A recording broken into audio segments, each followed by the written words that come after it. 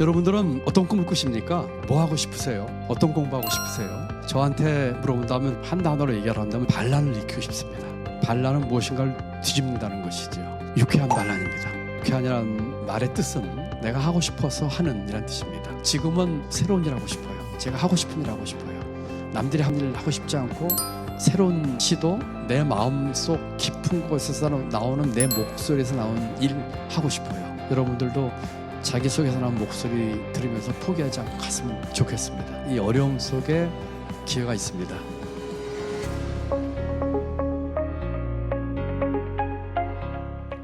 화요일의 설레임, 화요일의 즐거움. 가천대학교가 자랑하는 명품 시그니처 교양 강연 지성학. 오늘 그 4주차의 문을 열겠습니다. 저는 지성학 은영교수 조성준입니다. 네, 오늘 지성학 강연 25명의 서포터즈 학생들 이곳 스튜디오에 있고요. 또 900명의 온라인 수강생들이 함께 하고 있습니다. 생방송, 생강연으로 진행하고 있습니다. 자, 지성학도 벌써 이제 어느덧 4주차를 맞이하게 됐는데요. 이제 내일 모레부터 우리 민족의 명절 추석 연휴가 시작이 되죠. 우리가 이제 추석하면은 1년 중에 가장 풍요로운 그런 계절이 아닌가 싶은데요. 우리 학생들도 매주 새롭게 배우는 이 지성학 강연을 통해서 여러분들의 지성이 더욱더 무르익고 풍성한 열매가 맺었으면 좋겠습니다. 자, 우리 수강생 여러분들은 다른 사람들하고 어떤 방법으로 소통을 하고 계신가요? 아무래도 요즘 학생들은 이제 스마트폰, 그죠? SNS를 통해서 많은 이야기들이 오고 가고 또 활발하게 다른 사람들하고 소통하고 있을 것으로 그렇게 생각을 하는데, 자, 오늘 모실 강연자분은 이 SNS를 통해서 활발하게 우리 MZ세대들, 이 젊은 청년들과 소통을 해서 밈잘알 도지사라는 별칭을 얻고 계신 그런 분이십니다. 밈잘알이 저는 이제 무슨 얘기인지 잘 모르겠는데, 이렇게 아무튼 MZ 세대들과의 소통을 통해서 청년층의 공감대를 얻고 계신 경기도지사 김동연 지사님을 오늘 이 자리에 모시게 됐습니다. 김동연 도지사님에 대해서 간단히 소개 말씀을 드리겠습니다. 김 지사님은 1982년 제26회 행정고등고시에 합격하셔서 공직에 입문하셨고요. 2005년 기획예산처 전략기획관, 2008년 청와대 경제수석실 경제금융비서관, 2013년 국무조정실장을 역임하셨고요. 2015년부터 2017년도까지는 아주대학교 총장을 역임하기도 하셨습니다. 정말 경력이 화려하신 그런 분이신데요. 제가 다 소개해드린 것도 아니에요. 지금 일부만 소개해드렸는데도 굉장히 여러 경력을 갖고 계시고, 이뿐만 아니라 2017년 제7대 경제부총리 겸 기획재정부 장관을 역임하셨고요. 2019년부터 2021년도까지는 사단법인 유쾌한 반란의 이사장님으로 차차차, 구멍쥐주, 소셜 임팩트 포럼, 마중길, 영리에 등 다양한 사업들을 진행해 오기도 하셨습니다. 현재는 제36대 경기도지사로 이렇게 MZ세대와 소통하는 도지사로서 많은 청년들에게 알려져 계신 그런 분이십니다. 우리 지사님 여기 사진을 보면 아시겠지만 굉장히 온화한 그런 인상을 갖고 계시고 푸근한 표정이시잖아요. 그래서 저도 굉장히 소통하고 싶은 그런 분이시고요. 따라서 굉장히 저도 오늘 기대가 되고 그런 설레는 마음입니다. 오늘 지사님 나오셔서 강연해 주실 때 우리 지사님께 드리고 싶은 말씀, 또 질문 있으신 수강생들은 채팅창 열려 있으니까 채팅창을 통해서 질문 올려주시면 감사하겠습니다. 자, 그러면 오늘 이제 이 자리에 지사님 모셔가지고 유쾌한 반란이라는 주제로 강연을 듣겠습니다. 여러분들 지사님 나오실 때 큰 박수로 환영해 주시기 바랍니다.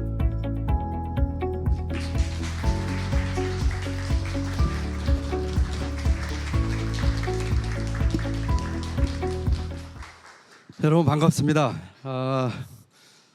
아까 우리 조 교수님께서 제 소개를 해주시고 이력을 쭉 썼는데 그 보고 어떤 생각이 드세요? 이력서에 있는 화려한 경력에 대한 좋은 말씀을 해주셔서 너무너무 감사한데 이력서는 그 사람을 얼마큼 잘 나타낼까요? 여러분 생각은 어떠십니까? 제 생각은 이래요. 이력서에 화려한 이력과 경력과 학력도 있지만 진짜 그 사람의 진 면모는 이력서에 안 나오는 것 같아요.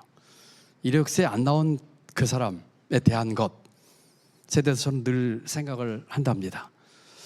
이따가 강연 중에 얘기가 나올 수도 있지만 저는 제 인생 중에서 이력서로 표시되지 않는 저에 대한 것이 저는 훨씬 소중하다고 생각을 하거든요.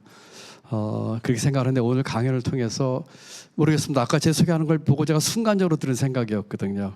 우리 청년 여러분들, 학생 여러분들 좋은 이력서 학교에서 많이 쓰시지만 그 이력으로 나타나지 않는 나다움 그런 얘기를 한번 제 강연 속에서 있었으면 좋겠어요. 이건 즉흥적으로 하는 얘기입니다. 여러분들은 어떤 꿈을 꾸십니까? 뭐 하고 싶으세요? 어떤 공부하고 싶으세요? 그리고 앞으로 어떤 일 하고 싶으세요? 저한테 물어본다면 저는 한 단어로 얘기를 한다면 저는 반란을 일으키고 싶습니다. 반란은 무엇인가를 뒤집는다는 것이죠. 오늘 제 강연의 제목이 유쾌한 반란입니다. 반란은 내 마음에 들지 않는 것을 뒤집는 것이죠. 그런데 왜 유쾌할까요?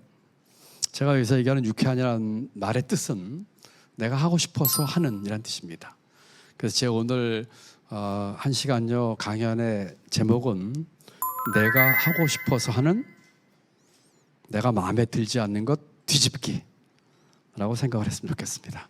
아까 제 이력을 보니까 지금 현직 지사의 경제부총리의 장관도 했고 차관도 했고 무슨 시험에 붙었고 대학 총장도 했고 여러분 그 각각의 이력마다 반란을 일으키고 싶었습니다. 지금도 반란을 일으키고 싶어요. 한때는 저도 백수를 했답니다. 그때도 반란을 일으키고 싶었어요. 그래서 오늘 여러분들과 함께 반란에 대한 얘기를 한번 해보십시다. 여러분들도 반란을 일으켰으면 좋겠어요. 근데 반란이라는 말이 어감이 조금 불편하게 들릴 수도 있어서 제가 유쾌한이란 말을 붙였거든요. 그래서 유쾌한 반란 하니까 부정적인 의미보다는 뭔가 좀 밝고 뭔가 좀 해보고 싶은 그런 마음 들지 않으세요? 한번 반란 한번 일으켜 보십시다. 제가 짧은 동영상을 먼저 하나 보여드리려고 그래요. 2010년도에 서울에서 전 세계 강대국 정상이 모여서 하는 G20 정상회의가 서울에서 열렸습니다. 금년엔 인도에서 열렸거든요. 제가 부총리 때는 아르헨티나에서 열렸습니다. 그때는 20개국 또 조금 몇몇 나라 더 초청해서 약 30여 개국 정상들이 모여서 회담을 한답니다. 2010년 서울에서 있었던 G20 정상회담 후에 당시 미국 대통령이었던 오바마와 기자들 간에 오갔던 얘기를 한번 여러분들에게 보여주고 싶습니다. 한번 보실까요? I feel obliged to take maybe one question from the Korean press, since you guys have been such excellent hosts. Anybody? 갑자기 오바마 대통령이 한국 기자들에게 질문권을 줍니다. 당황한 걸까요? 어색한 침묵이 흐릅니다. And I'll probably need a translation, though, if you're asking the question in Korean. In fact, I definitely will need a translation. 그런데 이때 Unfortunately, I hate to disappoint you, President Obama. I'm actually Chinese, but Well, it's wonderful to I think see you. I get to represent the entire Asia. I was going to let the Korean press ask a question. So I think that you How about you held up will your my hand anyway. Korean friends allow me to ask a question on your behalf? Well, it Yes depends or on no? whether there's a Korean reporter who'd rather have the question. No, no takers. No, no takers. No, no takers.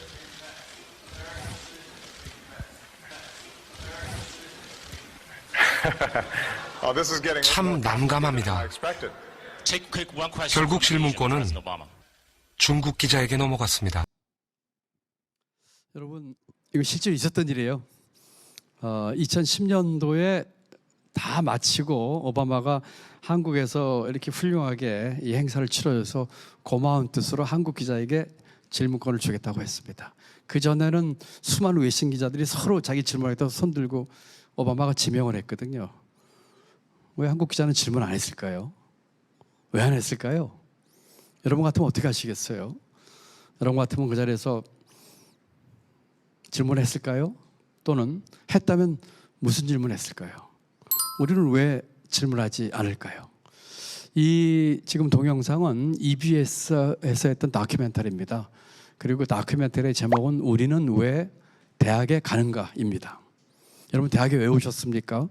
여러분 이 훌륭한 가천대학교에 오셨는데 왜 대학에 오셨나요? 그냥 없는 질문이 있을 수 있겠죠? 근데 우리는 왜 질문하지 않는지 모르겠어요. 제가 생각해 보니까 질문을 우리가 태어나서 죽을 때까지 남으로부터 받거나 내가 하는 질문의 종류는 세 가지가 있는 것 같습니다. 이것이죠. 첫째로는 남이 낸 문제, 두 번째는 내가 낸 문제, 세 번째는 우리 사회가 나에게 내는 문제. 이 세 가지인 것 같아요. 여러분이 받을 수 있는 질문 다 합치면은 이 속에 다 들어갈 겁니다. 지금 우리 가천대 학생들은 중간고사도 봐야 되고 기말고사도 봐야 되고 남이 낸 문제 풀어야 되죠. 학교 시험뿐만일까요? 내게 닥쳐오는 많은 문제들, 공부 문제, 진로 문제, 취업 문제, 친구 문제, 이성 문제 전부 남이 낸 문제입니다. 장담컨대 지금부터 우리는 죽을 때까지 남이 낸 문제를 풀면서 삽니다. 두 번째 문제 유형은 내가 낸 문제예요. 내가 내 자신에게 낸 문제입니다. 우리는 가끔 우리 자신에게 문제를 냅니다. 어떨 때는 의식도 하지 못해요.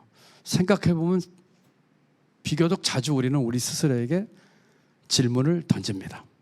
마지막 세 번째는 사회가 우리에게 던지는 질문입니다. 이때 사회는 아주 거창하게 대한민국 그렇게 생각 안 하셔도 돼요. 여러분 주위에 있는 동아리, 같은 과, 친구, 가족, 조금 더 넓히면 내가 속한 커뮤니티, 다 내 주변에 있는 사회죠. 그 사회가 내 주위에서 던지는 질문, 이 세 가지입니다. 저는 이 세 가지 질문을 가지고 여러분들에게 지금부터 유쾌한 반란 얘기를 해보려고 합니다. 그리고 특히 제가 젊었을 때 또는 그 후에 사회생활하면서 겪었던 이 문제와 관련된 저 나름대로의 몇 가지 사례를 들어서 실감나게 여러분들과 얘기를 해보려고 합니다. 자, 첫 번째 얘기 들어볼까요? 첫 번째 얘기는 남이 낸 문제입니다. 남이 낸 문제는 말씀드렸다시피 나를 둘러싸고 있는 모든 환경에서 내게 닥치는 모든 문제를 의미합니다. 제 얘기를 좀 해볼까요? 여러분 이 사진은 제가 고등학교 3학년 때 사진입니다. 아까 보니까 우리 방청하는 학생 중에 1학년 학생들도 많이 있었는데 아마 그 1학년 학생 기준으로 하면은 그보다 한두 회쯤 나이 어렸을 때 제 모습입니다. 지금하고 많이 다르죠? 저는 상업학교를 졸업을 했고요. 이거는 고3 때 2학기 때 제가 취직시험 볼 때의 직장의 수험표입니다. 지금도 많이들 그렇지만 저는 상업학교 졸업반 때 직장을 얻기 위해서 직장 시험을 봤습니다. 집이 많이 어려웠기 때문에 제가 상업학교를 진학을 했고 또 제가 가장 역할을 할 수밖에 없었기 때문에 이때 이 나이 때 우리 가족에는 혼자 되신 어머니와 동생 셋 그리고 할머니 해서 6식구가 있었는데 제가 맞이였기 때문에 직업 전선에 뛰어들어서 돈을 벌어야만 했습니다. 저에게 만약에 이제까지 남이 낸 질문 중에서 내가 받았던 질문 중에서 가장 고통스럽고 힘들었던 질문이 어떤 질문이었냐고 물어본다면 저는 강요된 선택이라고 얘기를 하고 싶어요. 내가 하고 싶은 일이 아니고 별로 하고 싶지 않은데 할 수밖에 없었던 어떤 선택을 강요받았을 때의 저입니다. 사진 보시기에 왼쪽은 제가 중학교 다닐 때 서울의 청계천의 모습입니다. 지금의 청계천은 아주 아름다운 관광지처럼 됐지만 그 당시에는 서울에서 가장 빈민들이 살고 있는 무허가 판잣집들이 모여 사는 곳이었습니다. 저희 가족과 제가 저기서 살았거든요. 그러다가 저 판잣집이 철거가 되고 강제 이주를 돼서 오른쪽에 보이는 천막기 집을 치고 살 수밖에 없는 곳으로 강제 이주를 당했습니다. 여러분 저희가 어딘지 아세요? 지금은 성남이라고 하는 곳입니다. 옛날에는 저기가 경기도 광주군이었습니다. 광주 대단지라고 하는 곳이었고요. 서울에서 저렇게 빈민들 무허가 판집 사람을 철거해가지고 강제로 이주를 해서 허벌판에다가 조금씩 땅을 띄워주고 그러다 보니까 거기 사람들이 천박을 치고 살았습니다. 제가 살았던 곳이 우리 가천대 학생들은 좀 알겠네요. 지금의 성남시 단대동입니다. 저기 천박을 치고 살았습니다. 제가 천박 치고 살던 곳은 지금은 푸르주 아파트가 들어서가지고 한번 가보니까 전혀 알아볼 수가 없더라고요. 끼니 걱정을 했고 고생을 하고 힘들게 살았습니다. 고3 때 취직시험에 합격을 해가지고 직장생활을 시작했어요. 직장생활을 다니면서 저는 서울에 있는 직장을 다니는데 그때 성남이었고 너무나 교통이 불편했기 때문에 여러분 지금은 굉장히 좋은 교통과 지하철이 있지만 그때는 성남에서 서울 오려면은 포장이 안 된 지금의 양재역을 지나거나 아니면 포장이 안 된 지금의 송파역을 지나야만 했답니다. 여러분들 아마 그것이 어떤 곳인지 상상이 안 될 거예요. 어쨌거나 그러다 보니까 강북에 있는 직장인데 우리 직장에서 제공한 독신자 합숙소에서 여러 직장인들과 같이 생활하면서 직장생활을 했답니다. 그때 첫 직장생활을 시작한 나이가 만으로 제가 17살 고3 졸업도 하기 전이었습니다. 그곳에서 직장생활을 했는데 너무 좋았어요. 왜냐하면 그전에는 끼니 걱정을 하고 중학교 다니거나 고등학교 초반부에 집에 가면은 오늘 밥을 제대로 먹을 수 있을까 걱정을 했었거든요. 그런데 제가 돈을 버니까 이제 그런 절대 빈곤으로부터는 해결이 될 수 있었고 동생 셋 있었는데 대학교까지는 못 가르쳐도 고등학교까지 가르칠 수 있다고 생각을 했었습니다. 그러다가 더군다나 고생하는 어머니를 제가 도와드릴 수 있어서 아주 기쁜 마음으로 제안했는데 그러다가 얼마 지나지 않아서 내 가슴속에서 타오르는 갈증을 느꼈어요. 이렇게 고등학교를 졸업한 초급 직장인으로 평생을 산다는 것에 대한 이렇게 살 수는 없다는 생각 때문에 타오르는 갈증이었습니다. 그래서 저는 야간 대학을 진학을 했고요. 그리고 낮에는 직장 생활하고 저녁에는 야간 대학생으로 공부를 했답니다. 그러다 어느 날 합숙소에서 옆방에 있는 선배 방을 놀러 갔다가 나오는데 쓰레기통에 책을 버려놨더라고요. 한 10권 버렸는데 그중에 한 권을 집어들고 제 방으로 왔는데 고시 잡지였어요. 그걸 보고 제가 고시 공부를 한번 해보고 싶다는 생각을 했습니다. 공무원이 돼보고 싶더라고요. 특별한 국가와 사회를 위한 생각이 있어서가 아니라 내가 지금 있는 이 현실, 남이 낸 문제, 여기서 탈출하고 싶은 탈출구로 생각을 했던 것 같아요. 어쩌면 어렸을 때 당했던 가치 박탈에 대한 어떤 보상 심리였는지도 모르겠습니다. 그래서 그때부터 공무원 시험 준비를 시작했습니다. 낮에는 직장 다니고 저녁에는 대학 다니고 밤과 새벽에는 공무원 시험 준비를 했습니다. 그때 이런 얘기하면 우리 젊은 학생의 청년들이 안 좋아할지 모르겠는데 그때 내 마음은 이 세상 누구도 지금 내 자리에 갖다 놓으면 나보다 더 열심히 할 사람 한 명도 없다라고 생각을 하면서 공부를 했답니다. 운 좋게 대학 졸업하면서 한 해 고시에 2개를 합격을 했습니다. 그리고 공무원 생활을 시작을 했습니다. 제가 17살에 첫 직장 생활을 했고 25살에 공무원 생활을 하게 됐습니다. 여러분, 첫 번째 얘기는 남인의 문제에 대한 얘기입니다. 여러분들은 어떤 문제에 봉착해 있습니까? 어떤 남인의 문제를 지금 풀고 계십니까? 또 앞으로는 한도 끝도 없이 또 얼마나 많은 남인의 문제를 풀어야 합니까? 이것이 제가 첫 번째 반란에 대한 이야기입니다. 많은 사람들이 저한테 그렇게 얘기를 해요. 어떻게 그렇게 살 수 있었냐고. 잘 모르겠습니다. 그런데 분명한 건 몇 가지 있어요. 하나는 눈먼 열정이었습니다. 눈먼 열정은 캄캄한 터널에 갇혀 있는데 탈출가 어딘지 모르겠어요. 내게 주어진 남인의 문제가 너무나 어렵고 이 가냘픈 어깨에 그 짐을 짊어지기에는 너무나 무거운데 어떻게 해야 되는지 모르겠어요.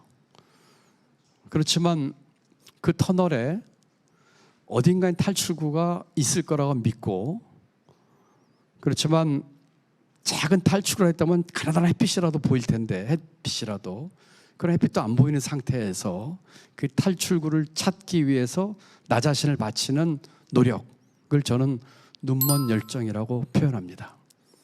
여러분, 캄캄한 터널에 갇힌 것 같은 느낌 들어본 적 없으신가요? 내 청춘은, 내 젊음은 그런 터널 속에 갇혀서 내가 어떻게 해야 될지 고민스럽다 하는 생각을 경험하셨을 수도 있고 또 앞으로 경험하실 수도 있을 거예요. 그런 속에서 어디엔가 탈출구가 있지는 모르겠지만, 있는지는 모르겠지만 나 자신을 바치는 열정, 저는 그걸 눈먼 열정이라고 표현합니다.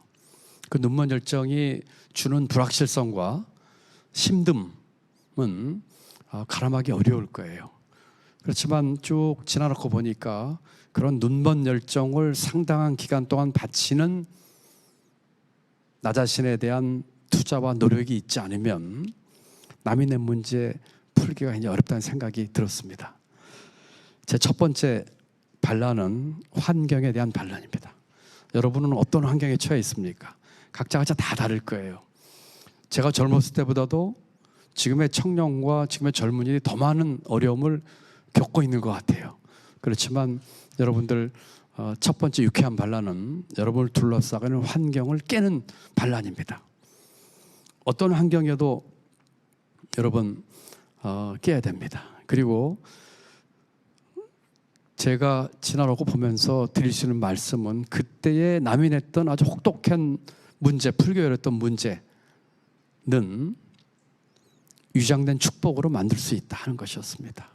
그 위장된 축복으로 만들기 위해서 아까 눈먼 열정, 그리고 또 하나는 지나갔습니다만 내 미래에 대한 낙관적인 태도, 할 수 있다 하는 그런 태도. 그렇게 되면은 여러분들에게 주어진 환경, 그 화려한 환경은 위장된 축복이 될 수 있다고 생각을 합니다. 그 환경과 남인의 문제를 위장된 축복으로 만드는 것은 여러분들에게 달렸죠. 여러분들이 유쾌한 반란을 일으켜서 그걸 깨면은 축복이 되는 것이고, 깨지 못하게 되면 굉장히 힘든 일의 연속이 이루어지겠죠. 두 번째 얘기해 볼까요? 두 번째 얘기는 내가 내 문제입니다. 여러분, 꽤 많은 경우에 남인의 문제보다 내가 내 문제가 어려울 때가 많은 것 같습니다. 제 경험을 한번 들어볼까요? 들려드릴까요? 제가 공무원 시험에 합격을 해서 공무원이 됐습니다. 20대 중반이었고요. 희망에 찾고 내가 꿈을 세워서 열심히 노력해서 그 꿈을 이뤘다고 생각을 했습니다. 그래가지고 공무원 생활을 시작을 했는데 지금으로 얘기하면 기획재정부입니다. 옛날에 제가 공무원 시작할 때는 경제기획원이라고 하는 곳이었는데 그곳에서 직장생활을 시작했습니다. 초임 사무관으로 제 시험 동기와 함께 갔는데 처음에 이렇게 이제 훈련 기간 지나고 어느 날 옆방에 이렇게 쭉 인사하러 갔는데, 신임사무하러 갔는데 저랑 같이 갔던 제 동기가 4명이 있었어요. 그런데 쭉 인사하는데 중참 사무관이 그날은 그날따라 학교 어디 나왔냐고 물어보더라고요. 그래서 다 학교 어디 나왔다고 하고 나가는데 제 뒤통수에 그런 말이 들렸어요. 야, 이제 별 희한한 학교 나온 친구가 시험에 붙어서 여기까지 왔네 하는 것이었습니다. 저는 직장 살면서 야간대학을 다녔거든요. 저한테 두고 하는 말이었는데 아마 한참 뒤에 그분에게 물어보면 그런 말 한지 기억도 안 날 거예요. 근데 그 말의 상대인 저는 비수처럼 제 가슴을 찔렀거든요. 저는 제 꿈을 이루기 위해서 열심히 했다고 생각하고 여기까지 왔는데 그런 얘기를 들으니까 야, 이게 내가 이 직장에서 살아남으려면 어떻게 해야 될까 하는 깊은 회의와 그 회의보다 더 큰 열등감에 사로잡혔습니다. 20대 중후반 때의 이야기입니다. 여러분, 이 기사는 제가 장관을 했을 때 났던 기사입니다. 판잣집 소년 가장에서 장관까지 나는 언제나 다음 꿈을 꾸었다라는 기사 제목을 뽑았어요. 듣고 보니까 그랬어요. 저는 고등학교 다닐 적에는 너무나 고생하는 어머니가 너무나 안쓰러워서 어떻게 하면 내가 어머니를 도와줄 수 있을까 하는 생각으로 직장생활 빨리 해서 돈 벌고 싶었습니다. 직장에 들어가서 돈을 벌면서는 공부하고 싶었어요. 죽도록 대학 가고 싶었어요. 그때는 대학 진학률이 지금처럼 높지 않을 때입니다. 정말 죽을 만큼 가고 싶었어요. 그래서 야간대학이라도 들어가서 공부를 하고는 우연히 알게 된 공무원 시험 붙고 싶었어요. 아마도 무슨 거창한 꿈이 있었다기보다는 아까 얘기한 것처럼 그런 생각이었겠죠. 공무원 시험에 붙고는 남들이 가장 가고 싶어하는 부서에서 일하고 싶었습니다. 그래서 갔어요. 그때 아까 그런 얘기를 들었습니다. 다음 꿈이 무엇일까? 아까 제가 뭐 하고 싶으세요? 물어본 것도 하고도 무관하지 않는데 이때의 제 생각은 공부를 더 하겠다는 생각이었습니다. 그리고 좀 솔직하게 얘기하자면 가방끈 길게 해야 되겠다는 생각밖에 없었어요. 이 당시에 제가 공부를 더 할 수 있는 방법, 가방끈을 길게 할 수 있는 방법은 유학 가는 것이었습니다. 그런데 제 여러 가지 가정 형편 등등등상 국비 유학을 가는 방법을 찾는 길 외에 제가 다른 방법으로 유학을 갈 수 있는 방법은 없었습니다. 그 당시 공무원이 유학을 가려면 한 5, 6년 열심히 일해서 추천받아서 치열한 경쟁의 시험을 보고 합격을 해야지 유학을 갈 수 있었고, 특히 지금의 기획재정부라 하는 곳은 다 비슷한 사람들끼리 모여가지고 다 똑같은 생각으로 엄청 치열한 경쟁을 뚫어야만 했습니다. 그 당시 제가 있을 때 사무관 이상의 85%가 고시 출신이었었거든요. 그래서 유학을 가고 싶었습니다. 그래서 일도 열심히 하고, 왜냐하면 아까 말씀드린 것처럼 5년 6년 열심히 일해가지고 인정을 받아야 되거든요. 쉽게 말하면 근무 평정을 잘 받아야 됐었거든요. 그러고 영어 공부를 열심히 했습니다. 영어 공부를 공무원 시험 공부할 때보다 더 열심히 했습니다. 제 아내가 하루는 아침에 저한테 그러더라고요. 당신 어저께 자다가 잠꼬대를 영어로 하더라 그러더라고요. 여러분, 잠꼬대 영어로 했다는 게 저는 모르죠. 근데 이해는 됩니다. 저는 그때 내가 이 직장에서 유학 갈 길을 잡지 못하면은 나는 처절한 루저가 될 수밖에 없다고 생각을 했었습니다. 물론 틀린 생각이에요. 지금 생각해보니까 그럴 필요가 꼭 있었는지 모르겠지만 그 당시에는 그랬습니다. 그래서 운 좋게 국비 유학생으로 선발이 돼서 공부를 하러 가게 됐답니다. 그리고 더 운 좋게 국비 장학생은 2년 동안 석사 학위를 할 수 있는 장학금을 주는데, 더 운 좋게 미국 정부에서 주는 풀브라이트 장학금을 받고 박사까지 할 수 있는 기회를 얻었습니다. 정말 좋은 기회였었죠. 가족과 함께 미국에 공부하러 갔습니다. 대학과 대학원을 야간 대학을 다녔거든요. 낮에 학교 캠퍼스 가본 적도 없었고 번듯한 대학생활을 해본 적도 없었고 오늘 여기 오기 전에 우리 총장님도 잠깐 뵙고 했지만 이 가천대처럼 아름다운 캠퍼스에서 대학생활 해본 적도 없었고 미국에 그런데 공부하러 갔으니까 얼마나 좋았겠어요. 상상이 되시죠? 열심히 공부했습니다. 빨리 학위 마치고 돌아갔다 생각을 했어요. 첫째, 어머니와 할머니 빨리 가서 모셔야겠다. 둘째, 결혼 안 한 동생 시집장가만 해야 되겠다. 셋째, 빨리 직장 가서 승진 늦지 않게 해야 되겠다. 열심히 했습니다. 첫 학기, 둘째 학기 박사 과목 4과목씩 다른 사람보다 더 많이 듣고 빨리 코스속 마치려고 하고 죽기 살기로 하고 첫 학기, 둘째 학기 전부 올레이 맞고 너무너무 좋았습니다. 그런데 셋째 학기 올라가는데 제게 엄청난 회의가 찾아왔어요. 엄청난 슬럼프가 찾아왔습니다. 그전에는 공부하다가 조금 힘들거나 슬럼프가 오면은 무시하고 열심히 하면 극복을 했어요. 근데 그때의 그 슬럼프와 회의는 도저히 극복을 못 하겠더라고요. 왜 그랬을까요? 지금 제가 이 두 번째 챕터에서 얘기하는 게 뭐지요? 내가 나에게 낸 문제입니다. 두 가지 문제를 냈는데 답을 못 하겠어요. 그 중에 하나입니다. 왜 공부하는가 였습니다. 여러분에게 한번 똑같이 한번 스스로에게 한번 질문해 보시죠. 내가 왜 공부하는 거지? 한번 질문해 보시죠. 저는 이 질문에 대한 답을 찾지 못했어요. 가장 단순한 답은 박사 학위 받기 위해서였는데 그거는 답이 되지 못했습니다. 아무리 고민해봐도 모르겠더라고요. 이때 제가 30대 초반 나이였었거든요. 그래서 그동안 살아온 이 답을 못 찾고 제 인생을 되돌아봤는데 이상한 걸 하나 발견했어요. 그것은 이제까지 나는 내 꿈이라고 생각하고 그 꿈을 달성하기 위해서 최선을 다했다고 생각을 했는데 그 꿈이 정말 내가 하고 싶은 일이었는가? 아니면 남이 하고 싶은 일, 내 주위에서 그렇게 하면 좋겠다는 일, 우리 사회에서 권하는 길을 내가 하고 싶은 길로 착각하진 않았을까 하는 것이었습니다. 유감스럽게도 이 질문에 대한 답은 예스였어요. 그것은 제게 엄청난 충격이었습니다. 내가 하고 싶은 일이 아니고 남이 하고 싶은 일을 하면서 살고 있다면 이게 내 인생일까?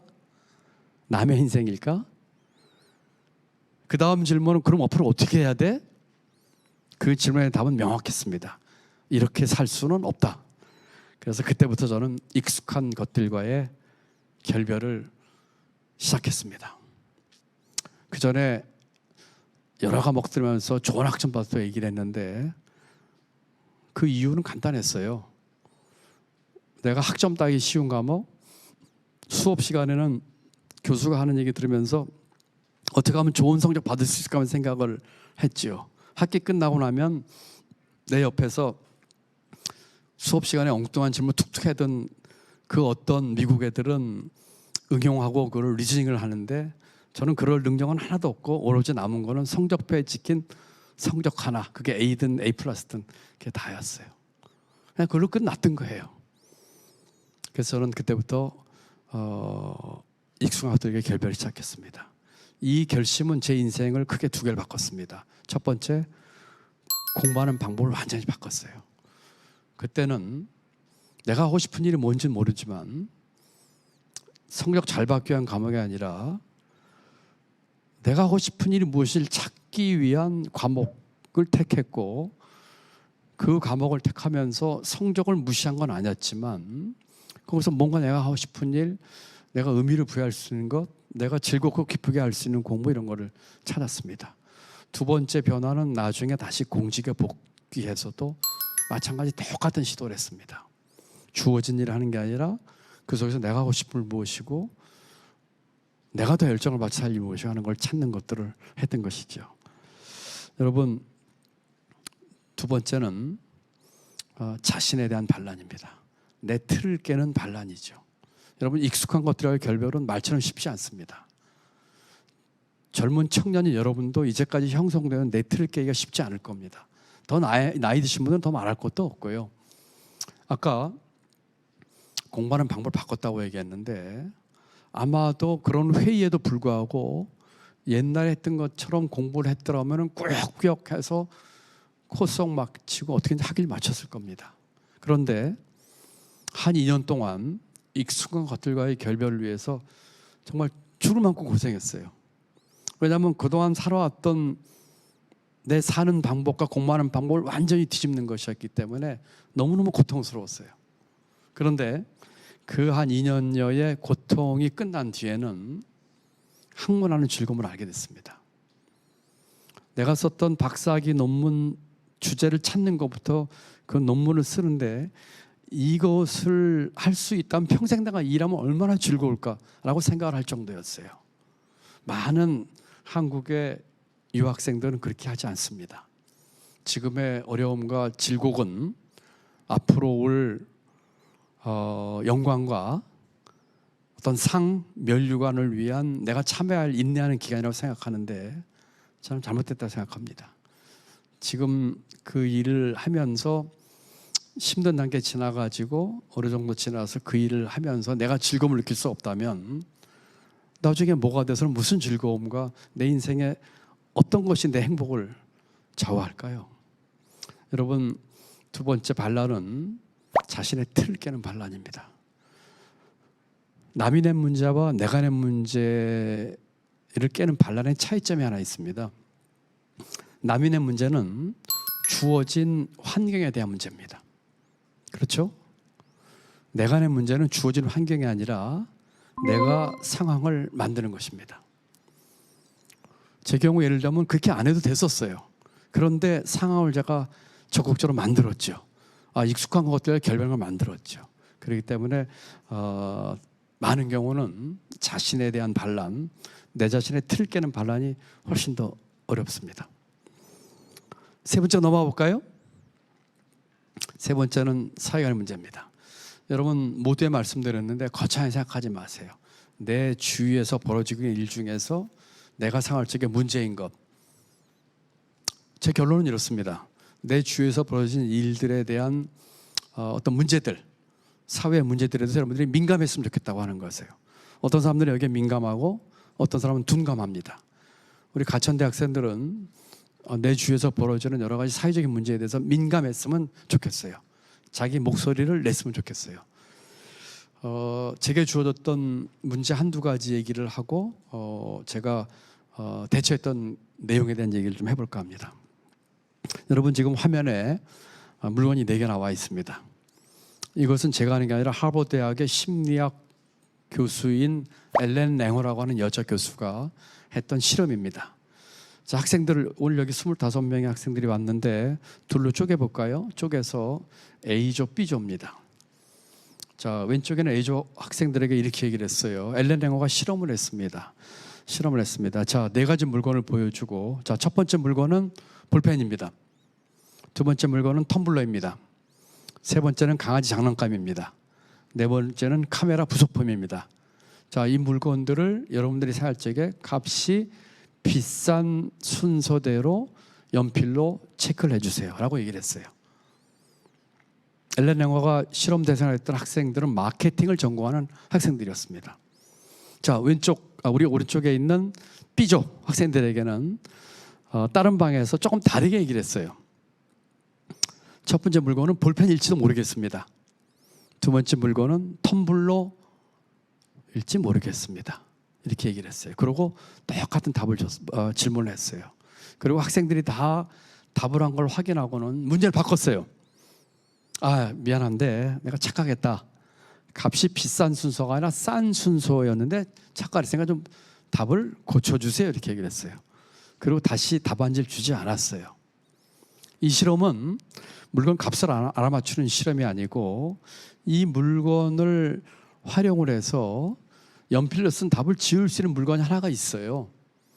세 번째 있어 보이는 그 강아지 장난감이 고무로 만들었거든요. 이 지우개입니다. 그렇죠? 이 물건을 가지고 학생들이 그 답을 얼마나 고칠 수 있을까를 물어보는 질문이었어요. 자, 첫 번째 조 왼쪽에 있는 학생들 12명 중에 1명이 답을 고쳤습니다. 두 번째 조 12명 학생 중에 6명이 답을 고쳤어요. 왜 이런 차이가 났을까요? 차이는 뭐였죠? 첫 번째는 볼펜입니다. 이쪽 학생들은 첫 번째는 볼펜일 수도 있습니다라고 해요. 차이는 그 유일한 것이었어요. 자, 앨런 앵호 교수는 이 실험을 통해서 정답의 역설이라고 한 것을 끄집어냈습니다. 이 중에 정답이 있다고 생각을 하면, 다시 말씀드리면 볼펜입니다라고 단정으로 얘기를 하는 식으로 해서 정답을 끊을 수 있다면, 정답이 아닌 답은 뭐죠? 오답이죠. 그런데 그럴 수도 있습니다 하는 거는 룸을 열어준 거예요. 그래서 정답의 역설은 정답이 있다고 생각을 하면 그 수용성이 넓어지면서 창의, 비판 이런 것들은 적어진다는 얘기죠. 이러면서 갇힌 틀에 학생을 둘 것이냐, 열린 틀에 둘 것이냐, 이 차이였습니다. 여러분 어떻게 생각하세요? 대한민국 교육은 어떨까요? 대한민국 교육은 아까 제가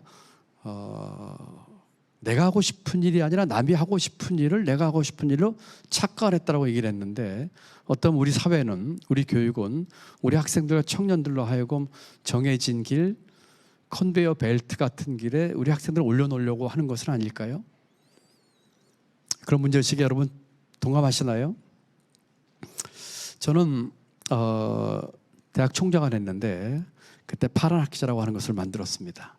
파란은 그때 제가 있던 학교의 색깔이 파란색이었고, 파란은 한자로 쓰면은 깨트릴 파자에 알 난자입니다. 알을 깨트리자는 것. 지금 저 보이는 화면이 알을 깨트리는 장면이거든요.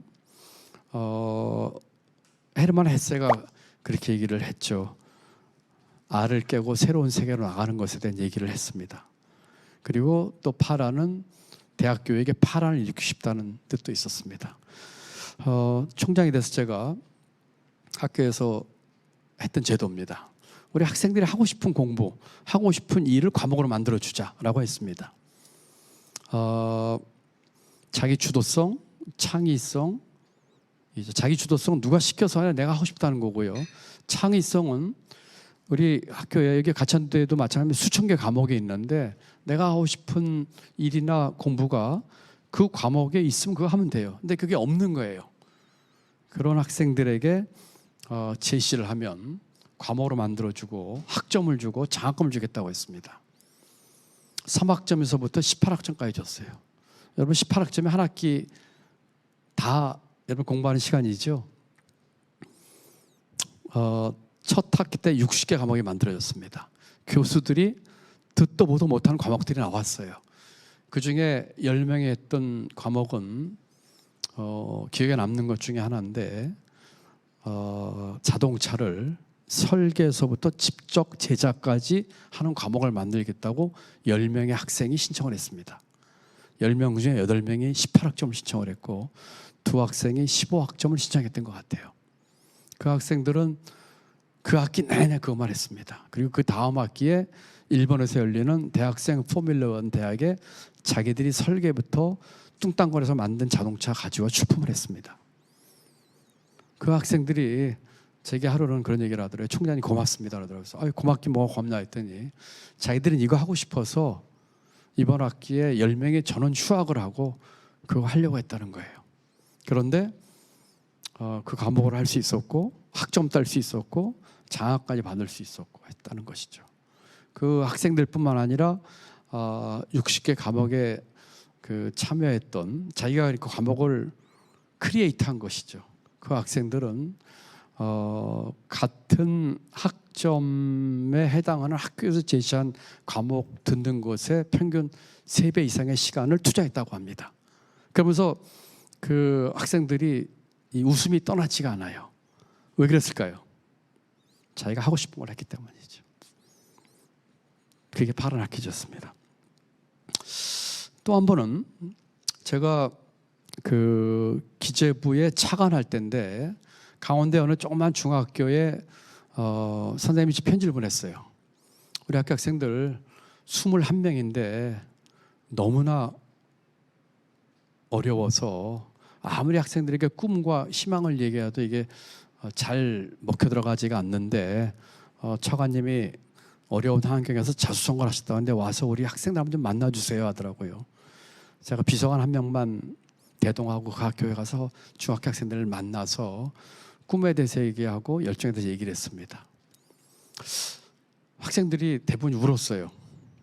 근데 나오면서 과연 저 학생들에게 꿈을 가져라, 열정을 가져라, 내가 그 학생만한 나이대 얘기, 아까 보신 판잣집이나 천막집 얘기를 해주면서 내가 할 수 있다면 여러분 다 할 수 있는 일이다 얘기를 했지만 과연 그럴까 하는 생각이 들었습니다.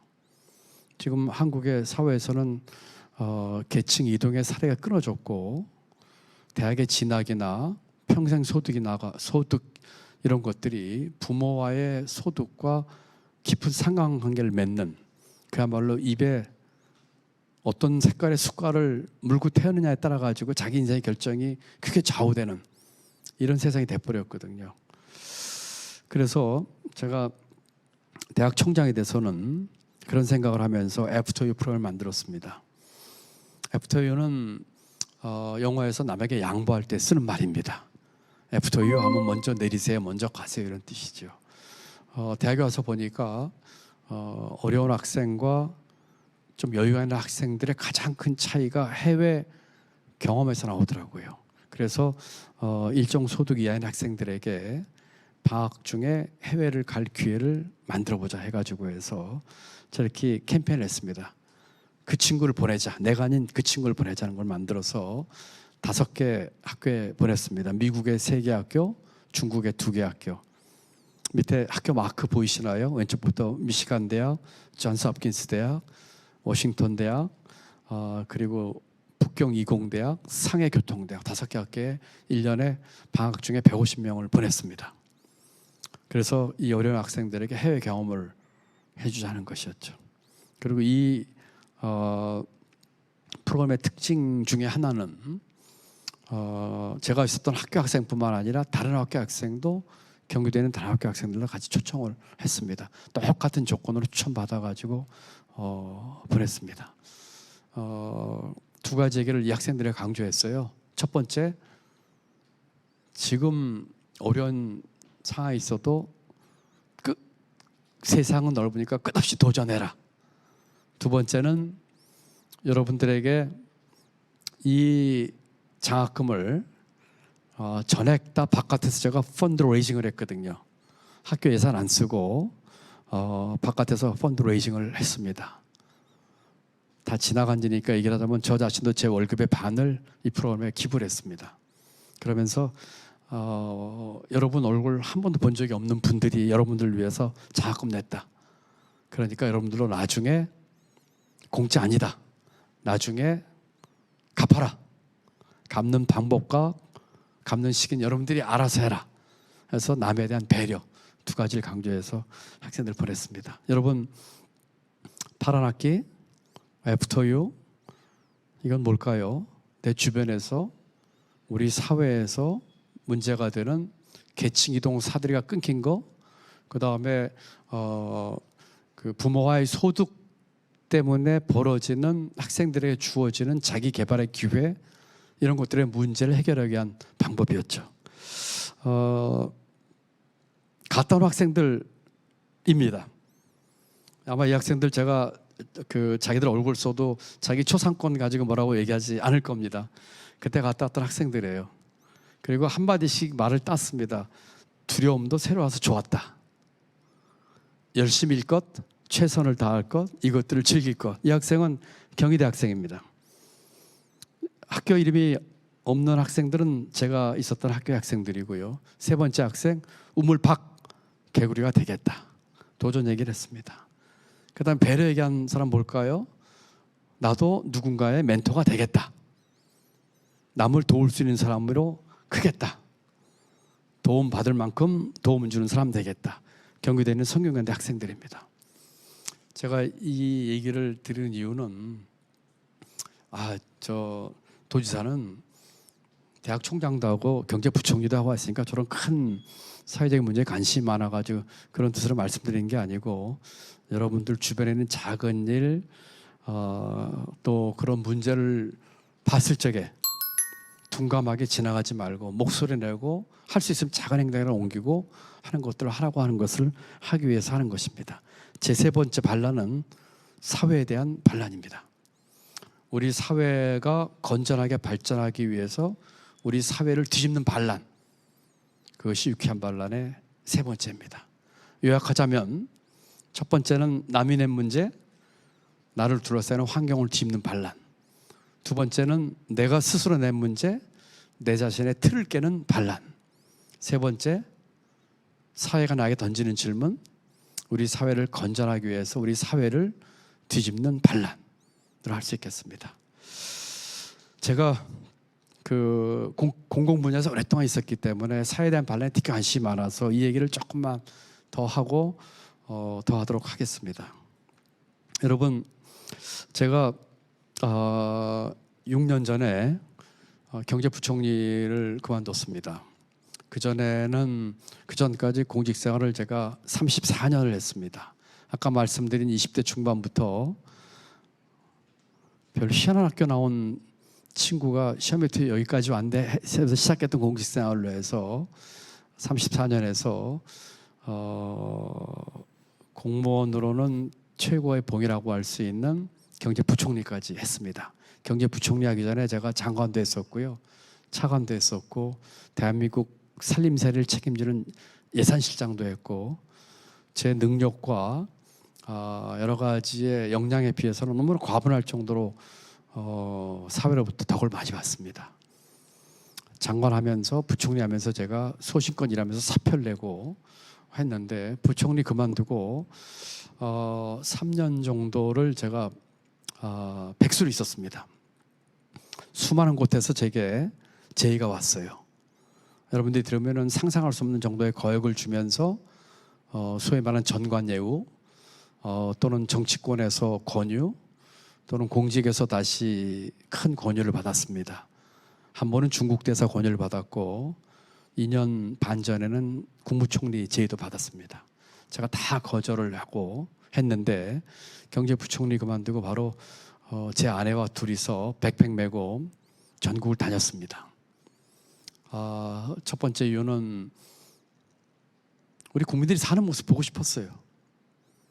그리고 30년 넘게 공직생활 하면서 내가 뭘 했으며 뭘 잘못했으며 하고 싶었는데 하지 못한 일은 무엇이며 이런 것들에 대한 성찰을 하고 싶어서 다녔습니다. 전국을 다니면서 농민, 어민, 청년, 취준생, 어르신, 소상공인, 시장의 상인, 무수한 사람들 만났습니다. 그런데 전남 여수에 갔는데, 조그만 어촌 마을을 갔는데 주민 300명밖에 안 되는 작은 어촌 마을에서 그분들하고 얘기를 하는데 어떤 분이 이런 얘기를 하셨어요. 전에는 나라가 국민을 걱정했는데 이제는 국민이 나라를 걱정합니다. 이 얘기를 듣는 날 밤에 10시에 고깃배를 타고 제가 남해안에 같이 고기 잡으러 갔습니다. 전어 잡으러 갔는데 계속 그물을 끌어올리면서, 몸은 그물을 끌어올리고 고기를 떼어내는 일을 했는데 전어를, 머릿속에는 계속 이 생각이 맴돌았어요. 그럼 어떻게 생각하세요? 전에는 나라가 국민을 걱정했는데 지금은 우리 국민이 나라를 걱정합니다. 너무나 비수처럼 제 가슴을 파고들었습니다. 지금 어떤 분들이 저한테 이런 얘기를 하셔도 저는 수긍이 되고 이해가 되는 말이라고 생각을 합니다. 대한민국의 문제가 뭘까요? 볼링에 핀이 10개 있습니다. 여러분 볼링도 한 번씩 쳐보셨겠죠? 볼링에 핀이 10개 있습니다. 보통 초보자들은 볼링 공을 던지거나 굴려서 맨 앞에 있는 핀을 정통으로 맞추려고 그래요. 저게 1번 핀입니다. 정통으로 똑바로 맞추면 어떤 일이 생기냐면 저 뒤에 7번, 10번 핀이 보통 스페어로 남아서 한꺼번에 쓰러뜨리기 어려운 상황이 생겨요. 볼링을 좀 칠 줄 아는 분들은 저 파란 거 보이시죠? 저게 5번 핀입니다. 저 핀을 어떻게 간접적으로 건드리면은 10개가 다 쓰러뜨릴 가능성이 많다고 얘기를 합니다. 그래서 볼링에서는 저 핀을 더 킹핀이라고 얘기를 합니다. 원래 킹핀한 말은 볼링에 나온 말이 아닌데 볼링에서 차용을 했어요. 자, 이게 대한민국 사회의 문제라고 한번 생각을 해보시죠. 대한민국 사회 문제가 10개뿐이겠습니까? 저 뒤에 수많은 핀들이 발산하고 있겠죠. 어떤 핀을 건드려야 될까요? 한번 상상해 보시죠. 저 1번 핀이 옛날에는 경제 저성장이었어요. 저 저성장 핀을 쓰러뜨리면, 다시 말씀드리면 경제를 성장시키면 2번 핀, 3번 핀이 같이 넘어졌어요. 2번 핀은 청년 실업이라고 생각을 해보시죠. 자, 성장시키면 실업이 해소가 되는데 지금은 어떨까요? 성장을 시켜도 실업이 해결이 안 됩니다. 왜냐하면 고용 없는 성장이 됐기 때문이죠. 우리 사회와 국가의 문제가 이제 복합적이고 구조적인 문제가 됐어요. 그럼 저 핀은 무엇일까요? 에 대한 생각을 제가 여러 번 했었거든요. 제 답은 이렇습니다. 제 답은 우리 사회의 승자 독식 구조라고 생각을 합니다. 승자 독식 구조는 승자가 모든 걸 다 가져간다는 얘기죠. 패자는 다 잃습니다. 다시 말씀드리면 내가 했던 노력이나 기여에 비해서 더 많은 보상과 어떤 그 아웃컴을 많이 가져가는 거죠. 어떤 사람은 자기가 한 노력과 기여에 비해서 아주 보잘것없거나 보상을 받지 못하는데, 어떤 사람들은 엄청난 보상을 받습니다. 어떤 사람은 시험 하나 붙어가지고 평생을 철밥통을 살고, 어떤 정치인은 몇 표 차이로 선거에서 이겨도 승자 독식을 합니다. 국회의원 선거가 내년에 있는데 50% 투표율로 60%의 득표로 당선됐다면 전체 유권자 30% 당선됐는데, 그 30%의 표로 당선된 사람은 모든 걸 갖고 30%에 해당하는 유권자는 과잉 대표라고, 나머지 70% 유권자는 과소 대표되거나 목소리가 무시당합니다. 대한민국 정치판의 구조가 그렇게 되어 있습니다. 경제는 어떨까요? 우리 시장에서 이루어지는 수많은 재벌, 독점 문제, 불공정 문제, 이런 것들 전부 승자 독식 구조입니다. 교육은 어떨까요? 한국 사회를 드리고 있는 가장 큰 그림자 중에 하나가 학벌주의. 왜 우리는 명문대학을 가야 되고 취업은 몇 군데 대기업이 됐든 공무원이 됐든 또는 뭐 사자부터는 뭐가 됐든 왜 이런 데 쏠릴까요? 이제까지의 경험이 그런 학벌, 그런 직업이 주는 이득을 우리가 알고 있기 때문이죠. 그 직업이나 그 학벌이 주는 초과 이윤을 우리가 알고 있기 때문이죠. 초과 이윤은 뭐냐면은 정상적으로 받아야 되는 이윤보다 더 많은 이윤을 받을 때 초과 이윤이라고 하고, 또는 경제학에서는 그거를 렌트라고도 이야기를 합니다.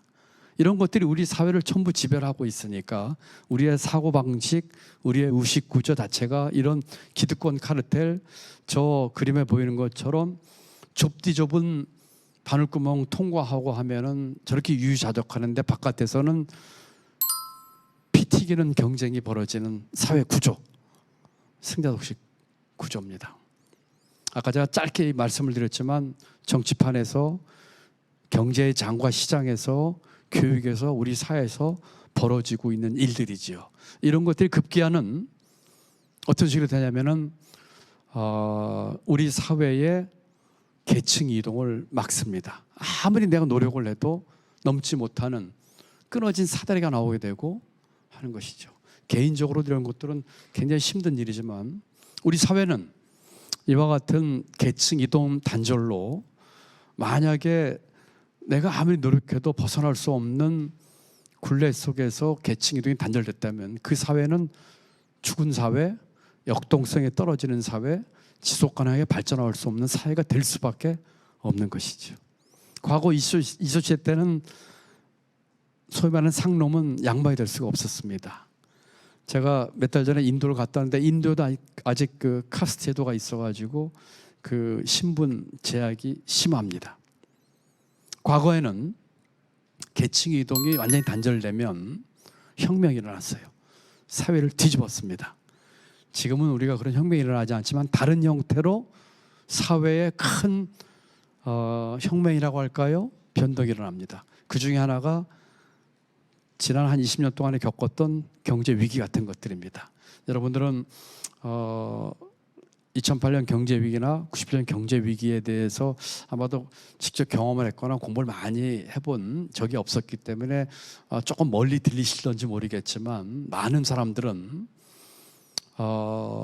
눈으로 보이는 직접적인 원인, 미국의 서브프라임 모기지 문제라든지 이런 게 아니라 보다 근본적으로는 양극화 문제, 소득 불균형 문제, 계층이동 사대의 끊긴 문제를 끊는 학자들이 많이 있습니다. 저는 대한민국의 승자독식 구조를 깨는 것이 가장 근본적인 문제라고 생각을 하고, 제가 수많은 정치권에서 권유를 받았고 백지수표에 가까운 좋은 제안을 받았음에도 불구하고 다 거절하고 2년 전에 정치를 시작한 가장 큰 이유도 이 구조를 깨보고 싶어서였습니다.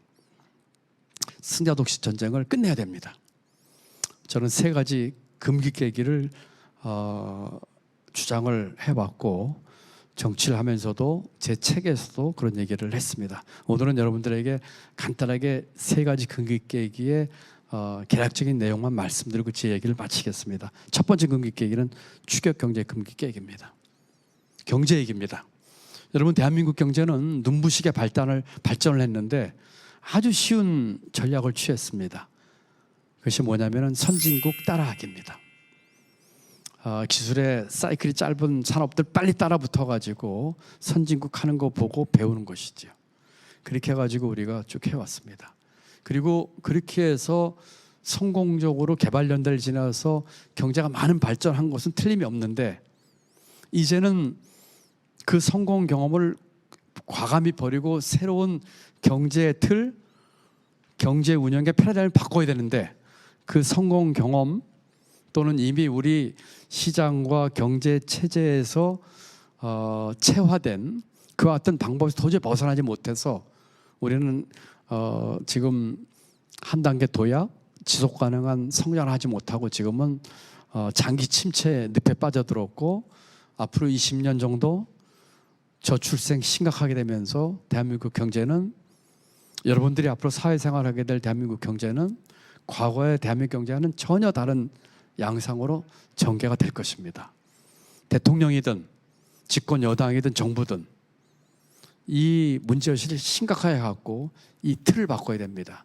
그래서 저는 이 추격경제 근기를 빨리 깨지 않으면 대한민국 경제는 그 늪에서 헤어나지 못할 것이다 라고 생각을 합니다. 더 큰 문제는 여러분들 같은 젊은이들, 청년들이 이 의식 구조와 이 틀이 아니라고 하는 것을 알면서 목소리를 내고 의식 있게 행동하고 실체를 옮기고 해야 되는데, 일단 이 구조의 늪에 빠져들면은 아까 제 젊었을 적에 제가 고민했던 것처럼 내가 아니라 남이 갖고 있는 꿈을 내 꿈으로 착각을 하고 허상을 보고 신기를 보면서 우리가 경제 활동을 하게 될지도 모르는 것들이죠. 구체적인 내용은 제가 생략을 하겠습니다. 두 번째는 세습 사회의 금기 깨기입니다. 왜 우리 사회에 그렇게 철밥통은 많으며 기득권 카르텔은 똘똘 뭉쳐 있으며 기득권을 가진 사람들은 기득권 유지와 확산을 위해서만 얘기를 하고 있으며, 정치인들 보세요. 국가와 민족을 위해서 일한다고 말은 할지 모르겠지만 자기 기득권 유지, 권력 유지, 권력 쟁취를 위해서 하는 것이 진짜 속마음 아닐까요? 봉사하는 마음으로, 공익에 대한 헌신으로 일하는 정치인, 공직자 얼마나 될까요? 우리 이 세습 사회를 금기를 깨기 위한 철밥통, 순혈주의, 동종교배 없애야 되고, 우리 사회에 몇 해 전까지 통계를 보면 대한민국의 직업이 한 10,000 몇천 개 있다고 합니다. 일본에 2만 몇 개가 되고 미국이 3만 몇 개 된다고 합니다. 우리 이 사회의 이 어떤 틀 자체를 깨지 못하면은, 제가 쭉 그 사례를 들었는데 세습사회 금기를 깨지 못하면 그 같은 창의와 또는 도전이 계속되면서 실패를 두려워하지 않는 그런 사회가 굉장히 어려울 것 같습니다. 자, 세 번째는 기득권 정치의 금기 깨기입니다. 저는 정치하면서 정치 교체 얘기를 했습니다. 지금의 정치판의 승자독식 구조를 깨지 않으면 대한민국 정치에 희망이 없다고 얘기를 했습니다. 과거의 청와대, 지금의 용산 정부로 상징되는 이 의사결정 구조와 정치 체계, 정책에 만들어 집행되는 체계, 그리고 권력기관에 대한 민주적인 통제, 또 시민 참여 플랫폼 이런 것이 없이는 안 된다고 생각했기 때문에 제가 추격경제의 금기, 세습 사회의 금기, 기득권 정치의 금기를 깨자고 지금 주장을 하고 있는 것입니다. 금기는 깨기 어려운 것이죠. 여러분, 금기 이런 거죠. 내가 저걸 깨야 되겠다고 하는 생각조차 하기 어렵거나 생각을 하더라도 깰 수가 없거나 힘들다고 생각해서 지레 포기하거나 아예 생각도 안 하는 걸 금기죠. 그 금기를 깨는 것에 대한 좋은 예를 하나 제가 여러분들 말씀드리면서 제 얘기를 마칠까 합니다. 여러분, 유럽에서는, 서양에서는 육상 경기 중에 1마일 달리는 경기가 있습니다. 1마일은 1.6km입니다. 400m 보통 트랙이 있죠. 그 트랙을 4바퀴 도는 경주입니다. 육상의 꽃 중에 하나죠. 50년대 중반까지 이 1마일 경기에서 4분의 벽을 깬다고 하는 것은 불가능하다고 여겨졌습니다. 3분 59초, 그러니까 4분 간 넘는 그런 기록을 갖고 있는 선수들이 4분 벽을 깨기 위해서 여러 번 도전했다 실패를 했고, 그 중에 가장 근접했던 호주의 랜디라고 하는 선수는 4분 벽을 깨는데 가장 근접했는데 결국 못 깨고, 이 4분 벽은 이거는 깰 수 없는 벽이다, 미친 짓이다, 이렇게 얘기를 했습니다. 그 당시에 의사들은 인간이 1마일을 4분 이내에 주파하게 되면 심장이 무리가 돼서 심장이 손상되거나 이 근육이 끊겨서 생명에 위협을 받을 것이다라고 얘기를 했었어요. 그런데 1954년도에 영국의 옥스퍼드 대학에 있는 의대생이 이 기록을 처음으로 깹니다. 3분 59초 04의 기록인 것 같아요. 지금 화면에 보이는 선수입니다. 이 선수는 의과대 학생이었거든요. 4바퀴를 똑같은 속도와 시간으로 뛰는 것에 대한 것과 인체에 대한 연구를 하면서 아마추어인데 혼자 연구를 해서 4분 벽을 깹니다. 기적 같은 일이 벌어진 거예요. 근데 그 뒤로 참 희한한 일이 생겼습니다. 이 선수가 4분을 깨고 나서 1년 내에 37명의 선수가 4분 벽을 깹니다. 2년 안에 300명의 선수가 4분 벽을 깹니다. 그전에는 아무도 깰 수 없다고 생각을 했고 아무도 깬 선수가 없는데 한 번 이 베니스터라고 하는 선수가 깨고 나서 2년 안에 300명의 선수가 이 벽을 깨요. 인류가 갑자기 1954년 아마 이때가 5월달로 기억하는데 5월보다 빨라졌을까요? 그럴 리가 없겠죠. 금기는 이런 겁니다. 제가 말씀드린 추격경제의 금기 깨기, 대한민국의 세습 사회 금기 깨기, 정치권의 이 승자독식 기득권의 금기 깨기는 지금 곰곰이 생각해보면 깨기 어려운 것처럼 느껴질 수밖에 없습니다. 저는 경제 관련을 오래 했고 대한민국 경제를 총괄했던 사람이기 때문에 이 추격경제의 금기 깨기가 얼마나 어려운지를 누구보다 잘 알고 있어요.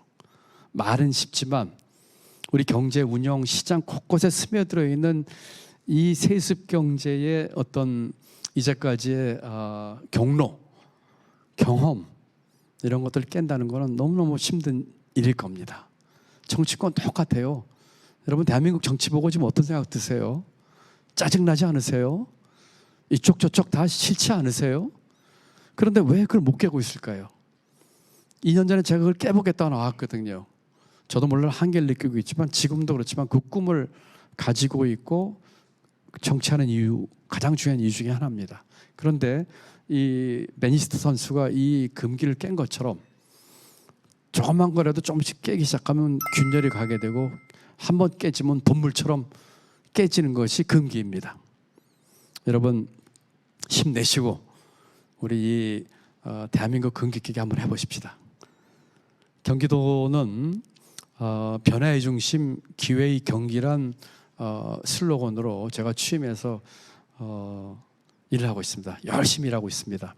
뭐 부족한 점도 있겠죠. 그렇지만 여러분들이 제 말씀 어떻게 들으실지 모르겠는데 경기도의 발전과 도민의 삶의 향상을 위해서 다른 거 생각하지 않고 하고 있습니다. 특히 우리 청년 정책에 대해서 대단히 많은 일들을 하고 있습니다. 청년 사다리 사업이 아까 제가 아주대에서 했던 애프터유입니다. 금년에 200명의 견대 청년을 미국의 세계대학, 중국의 한계대학, 호주의 한계대학에 보냈습니다. 내년에 더 많이 보낼 겁니다. 우리 가천대 학생들 많이 지원해 주시기 바랍니다. 갔다 온 학생 청년을 만나는데 너무너무 좋아해요. 청년 갭이요? 여러분 갭이요 아시죠? 그런데 이건 꼭 대학생뿐만이 아니고 우리 청년들에게 내가 이 기간 동안에 내가 하고 싶은 거 하는 뭘 하겠다는 걸 도와주는 프로그램들. 그 다음에 금년에 일부 보냅니다. 해외 취창을 보내려고 합니다. 내년에 훨씬 더 많이 보낼 것입니다. 우리 청년들에게 기회를 많이 만들어주고 제가 작년에 지사 취임해서 하는 경기도의 키워드는 기회입니다. 더 많은 기회, 더 고른 기회, 더 나은 길을 주려고 합니다. 더 많은 기회, 청년들, 도민들에게 일할 기회, 장사할 기회, 창업할 기회, 기업할 기회, 사업할 기회, 사랑할 기회, 연애할 기회, 결혼할 기회, 더 많은 기회, 더 고른 기회. 상대적으로 어떤 사람에게는 너무나 많은 기회가 하고 어떤 사람에게는 기회가 안 갑니다. 기회의 빈익빈 부익부가 이루어지고 있고 기회의 사재기가 벌어지는 우리 사회에서 가능하면은 많은 기회가 고르게 주게끔 하려고 합니다. 더 나은 기회, 더 나은 기회는 미래 얘기입니다. 여러분 미래가 어떤 사회가 될까요? 기후 변화 문제 지금 너무너무 심각합니다. 대한민국 기후 악당 국가입니다. 중앙정부에서 기후 변화에 대해서 후퇴하고 있습니다. 경기도는 기후 환경 에너지 국가지 만들어서 지구와 공존하고 기후 변화에 대응해서 이 위기를 기회로 만드는 일을 하고 있습니다. 동물 복지국 만들어서 얼마 전에 반려견 1,400마리 제가 구조해가지고 제가 케어하고 있습니다. 사회적 경제, 시민사회 이런 것들 더 나은 미래를 위해서 우리뿐만 아니라 우리 후손들에게 하기 위해서 기회를 만드는 것이 경기도가 가려고 하는 길입니다. 더 많은 기회, 더 고른 기회, 더 나은 기회. 여러분 유심히 보시면 청년들 위해서 하는 일 많이 있고 제가 청년들 자주 만나고 있고 합니다. 관심 있게 가져보시고 많이 참여해 주시면 좋을 것 같습니다. 마지막으로 우리 가천대 학생들, 가천대 청년들의 유쾌한 반란,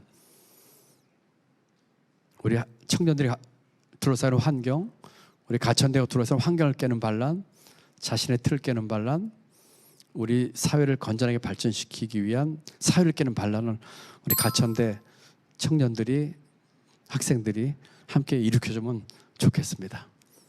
여러분 잘 들어줘서 감사하고 만나뵙게 돼서 대단히 기쁘고 고맙습니다. 감사합니다.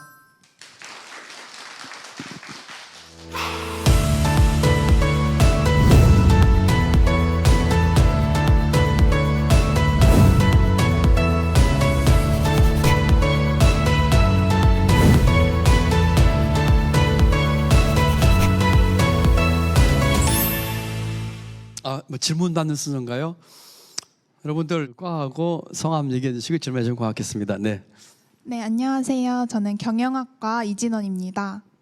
제가 사진을 준비해 봤는데요. 그랬어요? 네, 여기 이것처럼 최근 김동연 지사님이 이런 트위터에서 시민들과 활발하게 소통하는 모습이 되게 화제가 되고 있어요. 혹시 아시고 계셨나요? 네, 알고 있습니다. 예, 고맙습니다. 예. 네, 그래서 이런 최신 트렌드는 어디서 배워오시는지 좀 궁금하고요. 예. 그리고 이게 다른 정치인들과 다르게 좀 더 젊은 층과 소통하시는 것 같은데 이거를 시작하게 된 계기가 있는지 궁금합니다. 네, 고맙습니다. 아까 말씀드린 것처럼 제가 그 대학 총장을 했습니다. 대학 총장을 한 이유가 여러 가지가 있습니다. 여러 군데서 대학 총장에 대한 제의가 있었는데 사양하다 대학 총장을 했는데 대학 총장하면서 이렇게 결심을 했어요.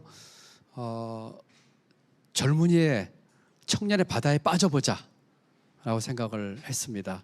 뭐 개인적인 이유도 있고요. 제가 아들이 둘 있는데 아들 연령대에 있는 청년들이라는 생각도 많이 했고요. 그렇기 때문에 아주 뭐 대학 총장을 하면서 학생들하고 굉장히 많은 대화를 나누려고 애를 썼습니다. 1년에 짧게라도 대화를 나눌 학생이 연 인원으로 8,000명 정도 제가 대화를 나눴습니다. 제가 총장 취임해서 처음으로 했던 게 브라운백 미팅이었어요. 한 달에 2번씩 총장하고 햄버거 또는 피자 먹는 모임 만들어서 20명 정도까지 20명 돼야지 대화가 될 것 같아서 했고 대화를 취임해서 제가 퇴임할 때까지 했고 또 총장 북클럽 만들어서 제가 한 달에 한 번씩 책을 정해서 희망하는 우리 학생들에게 주고 그리고 한 달 뒤에 그 책 가지고 대화 나누는 것도 뭐 여러 가지를 했습니다. 처음에 시작은 청년의 바다에 빠져보자라고 생각을 했는데 하면 할수록 제가 힐링이 되고 제가 좋고 제가 많이 배웠어요. 그 모임하면서 우리 청년들 우리 학생들에게 내가 뭘 가르치겠다는 생각하지 않았고요. 그냥 같은 눈높이로 소통을 하는데 제가 그 청년들 마음을 어떻게 잘 알겠으면 소통을 어떻게 잘하겠어요. 그래서 많이 듣자 해가지고 했는데 그 총장하면서 했던 경험이 아주 큰 도움이 됐어요. 소통에도 조금 제가 조금 익숙해지는 도움도 됐지만 제가 배우는 게 많았어요. 그래서 그 이후에 총장 그만두고 부총리 하면서도 그렇고 정치하면서도 그렇고 청년들과의 대화를 하고 싶었습니다. 제가 부총리 할 적에도 우리 비서진들이 제가 청년들 만날 때가 표정이 제일 밝다고 그래요. 그래서 청년들과의 대화를 위해서 그냥 쇼하고 보여주기 시 아니고 진정성 있게 하려고 했고 그 첫 단추라고 할까 하는 거 얘기 많이 들어주는 것이었고요. 요새 이제 제가 스레드라든지 SNS 하는 것들은 제가 제 옆에 있는 젊은 스텝 지원을 도움을 좀 받고 있습니다. 왜냐하면은 그 문법 또는 그 용어 이런 것들에 제가 아무래도 익숙하지 않은 것들이 많이 있어서 근데 그 배우는 게 재미있어요. 그래서 지금 스레드 같은 거에 많이들 호응해 주셔서 감사하고 제가 하고 있습니다만 어떤 것들은 도움 좀 받고 특히 그 용어에 대해서는 도움을 많이 좀 받으려고 애를 쓰고 있고 수시로 물어보고 있고 그렇게 하고 있습니다. 상대적으로 비교적 청년들과 대화하는 걸 제가 좋아하고 꺼려하지 않고 오히려 적극 좋아하고 하는 건 틀림없습니다. 다만 저도 한계가 있지요. 한계가 있죠. 어떻게 아까도 고백하자면 지금 청년들이 겪고 있는 어려움과 생각을 다 알겠습니까? 제가 보기에는 제 청년 시절보다 지금 청년들이 훨씬 힘듭니다. 그냥 우리 때는 나 때는 말이야 하고 이렇게 힘들어서 얘기하지만 굉장히 차원 높게 지금 청년들은 힘든 것 같아요. 알고 싶어요. 그리고 진짜 고민이 뭔지 배우고 싶어요. 그리고 나나 우리 기성세대의 생각을 강요하면 안 된다고 생각을 해요. 진심으로 생각합니다. 그래서 더 많이 소통하고 싶고 배우고 싶고 그리고 그런 걸 통해서 총장할 때도 그렇지만 지금도 그 SNS를 통해서 하면서 진짜 제가 더 배우는 게 많다고 생각을 해서 고맙게 생각을 하고 있습니다.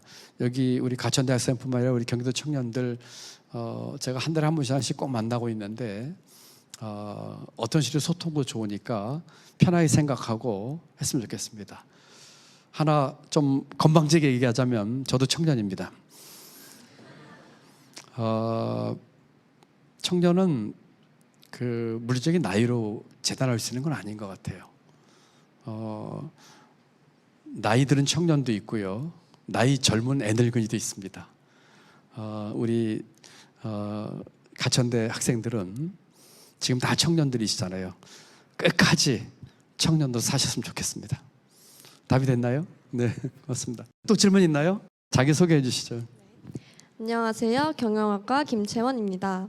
우리 사회에 승자독식 구조가 아직도 만연해 있다고 생각합니다. 도지사님께서는 평소 이를 해결하기 위해 고용절벽, 거품 경제의 금기를 깨는 것을 해법으로 제시하시기도 하셨는데요.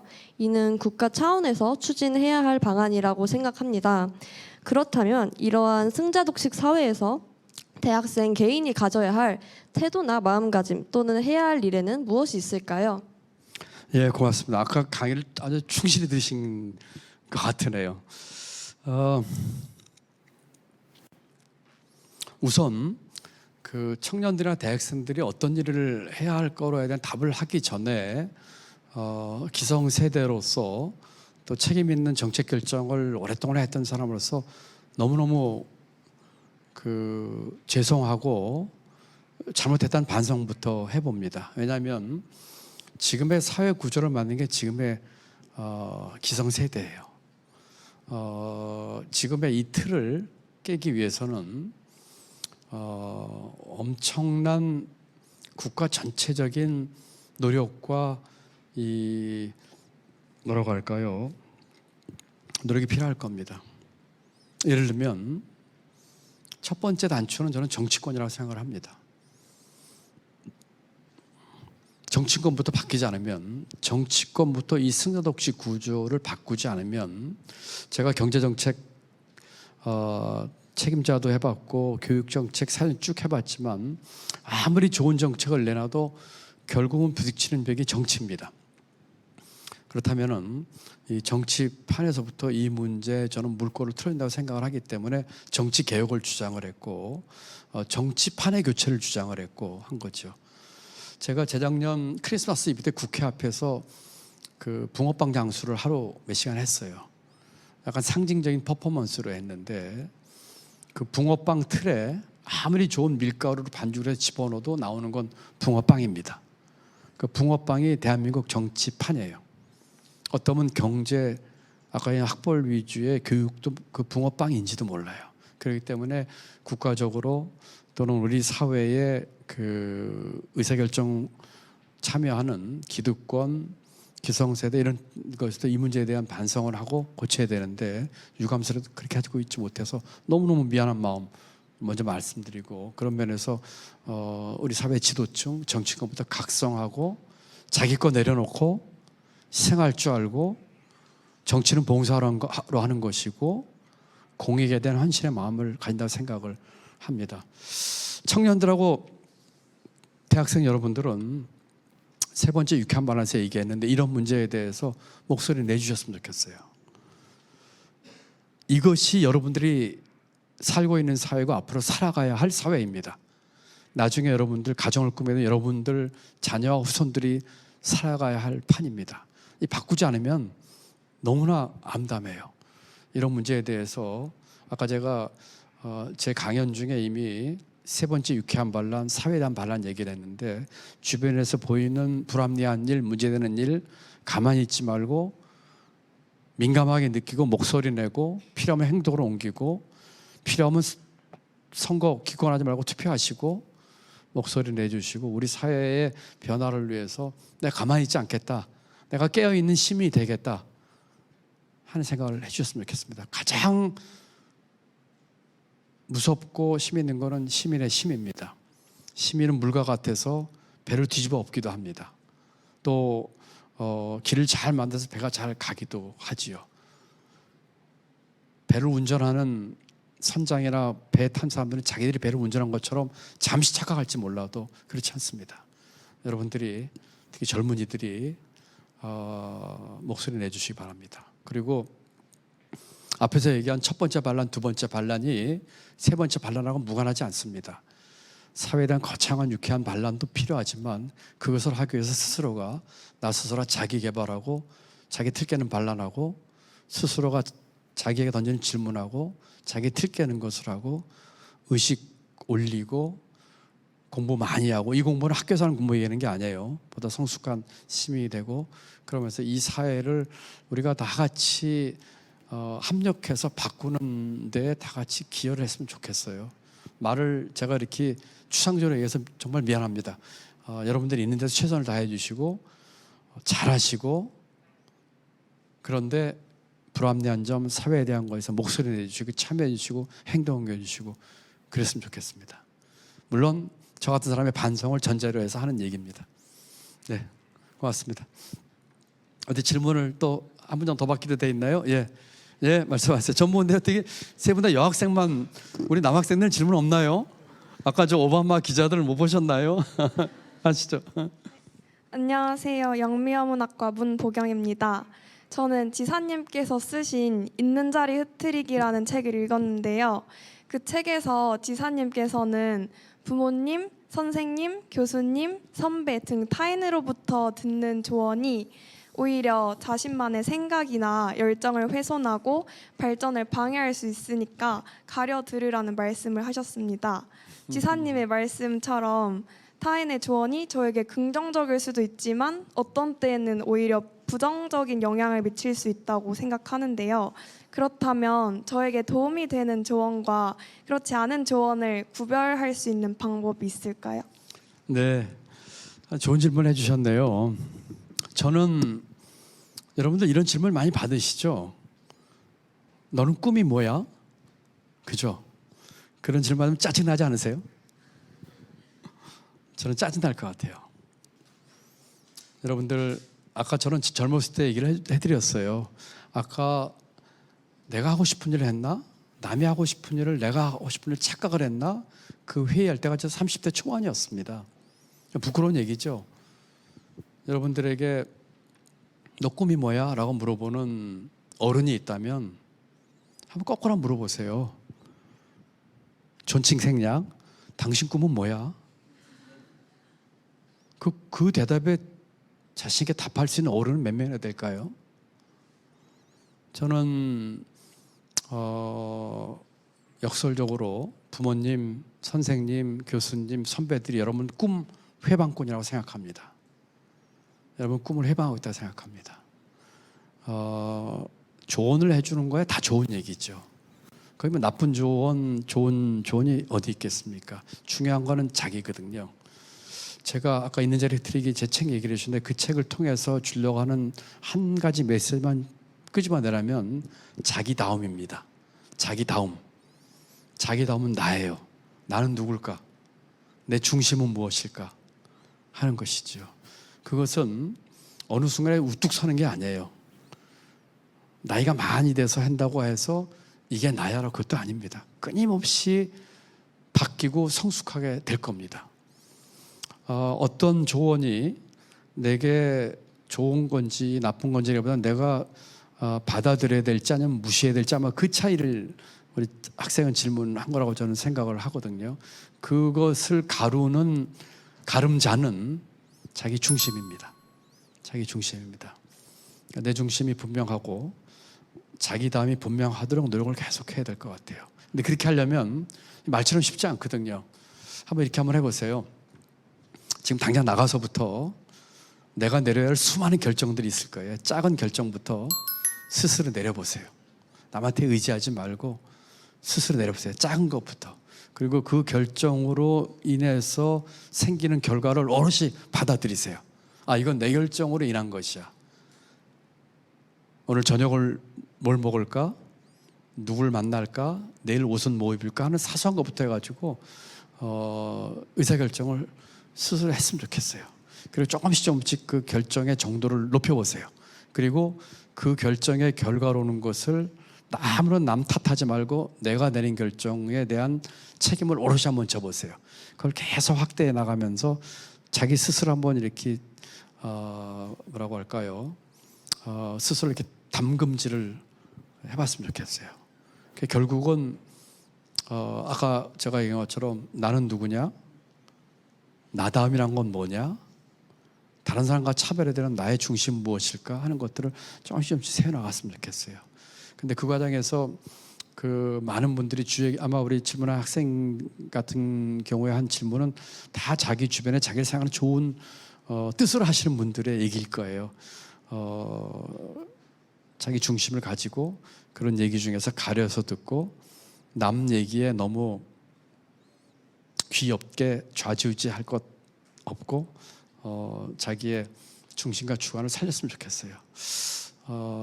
쉽지 않은 일이죠. 말은 제가 쉽게 하지만 그래서 제가 말씀드린 것처럼 의사결정을 내 스스로 하는 것들을 계속해서 훈련을 하면 어떨까 하는 생각을 해봅니다. 그 있는 자리 흐트리게도 거기다 얘기를 제가 많이 썼는데 제 책 읽어주셔서 고맙습니다. 감사합니다.